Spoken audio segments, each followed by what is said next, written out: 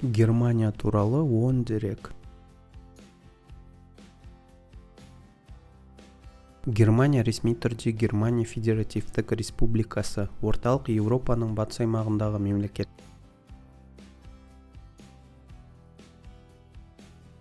Бұл Еуропадағы халқы ең көп Ресейден кейінгі екінші мемлекет және Еуропалық одақтың ең көп мүшесі. Германия солтүстікке Балтық және солтүстік теңіздері мен оңтүстігіндегі Альпі тауларында арасында орналасқан. Оның 16 құрамдас штатының жалпы саны 84 миллионнан астам халқы бар.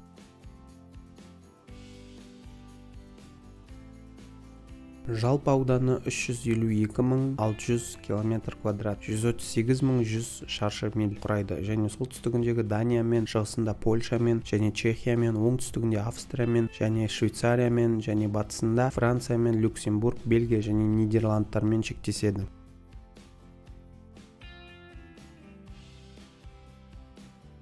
Ел астанасы және халқы ең көп қала Берлин және оның негізгі қаржы орталығы Франкфурт. Ең үлкен қала аймағы Рур.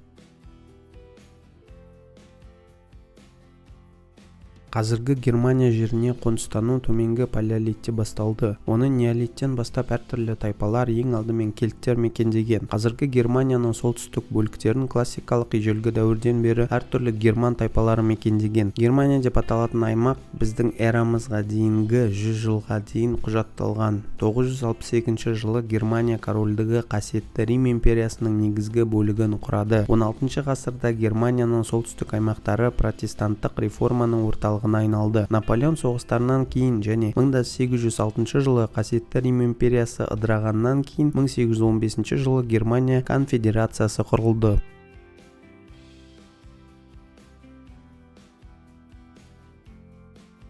Германияның қазіргі ұлттық мемлекетке ресми түрде біріктіру 1866 жылы 18 тамызда Пруссия басқаратын Солтүстік Германия конфедерациясын құру туралы Солтүстік Германия конфедерациясының келісімімен кейінірек 1871 жылы Германия империясына айналды. Бірінші дүниежүзілік соғыстан және 1918-1919 жылдардағы неміс революциясынан кейін империя өз кезегінде жартылай президенттік Веймар республикасына айналды. 1933 жылы билікті нацистердің басып алуы тоталитарлық диктатураның орнауына екінші дүниежүзілік соғысқа және холокостқа әкелді. Еуропадағы екінші дүниежүзілік соғыс аяқталғаннан кейін және одақтастардың оккупация кезеңінен кейін 1949 жылы Германия тұтастай алғанда егемендігі шектеулі екі бөлек саясатқа бөлінді. Германия Федеративтік Республикасы, әдетте Батыс Германия деп аталады, және Германия Демократиялық Республикасы, Шығыс Германия ретінде белгілі. Ал Берлинде де юре төрт держава мәртебесін жалғастырды.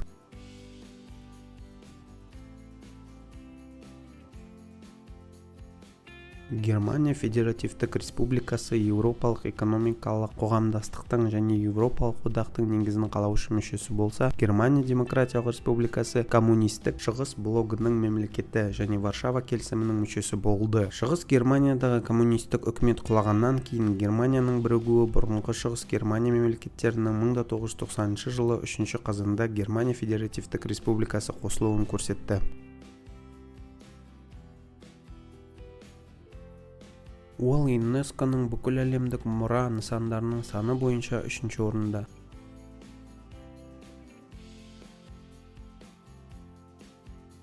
Германия парламенті екі палатадан Бундесрат жоғарғы және Бундестагтан төменгі тұрады. Бундесратты жер үкіметі өкілдерінің 68 мүшесі құрайды. Егер федералдық президент болмаған немесе ол өзінің міндетін атқаруды мерзімінен бұрын тоқтатқан жағдайда, мемлекет басшысының міндеті Бундесрат төрағасына көшеді. Ал Бундестаг 4 жыл мерзімге жасырын дауыс беру арқылы сайланған 736 депутаттан тұрады. Атқарушы билік федералдық үкіметтің құрамына германдық Бундестагта сайланған федералдық канцлер мен федералдық министрлер кіреді. Федералдық канцлер мемлекеттің ішкі және сыртқы саясатының негізгі бағыттарын айқындайды. Алманияның қазіргі федералдық канцлері Олаф Шольц.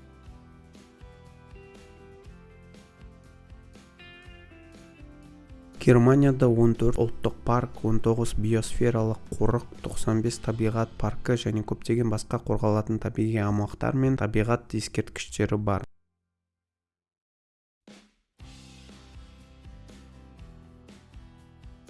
Назарларыңызға рахмет.